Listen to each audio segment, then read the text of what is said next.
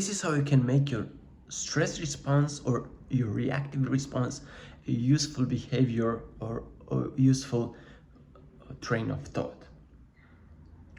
I've had a conversation recently with somebody, and we were talking about the reactivity and how he feels reactive to his wife, not aggressively, but the fact that he threw his anger at her, mainly when she was not actually a cause for his impulsivity. That became a problem in their relationship.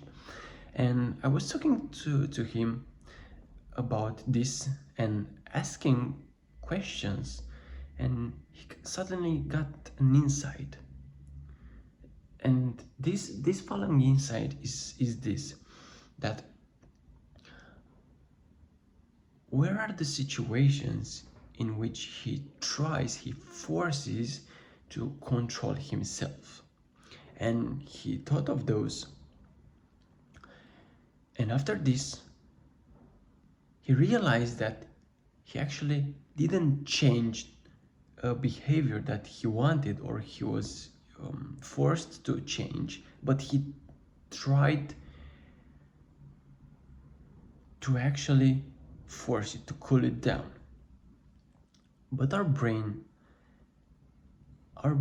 and our nervous systems doesn't work like that. Our brains and nervous systems learn, they adapt. So if I learn a certain behavior, if I want to change that behavior, it's not enough to say, I don't want that behavior anymore. For the majority of people who may not top up that will of change, that's not enough. And the enough reason is to change a behavior with another behavior, to change an action with another action. Because if you say, I'm not going to do that behavior anymore, well, you may not be doing that for a while, but that response, that cooling off, will pop up again.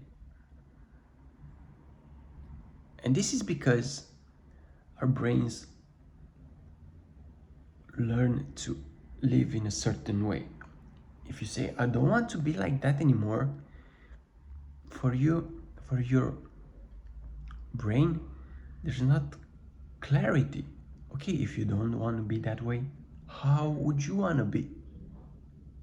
And that may become a problem because it goes into uncertainty, and uncertainty creates more panic and anxiety and stress responses in the body.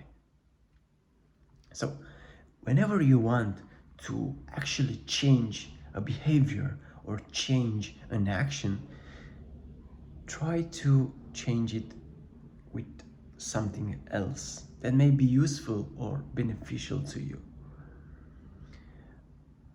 But try to do that. All the best.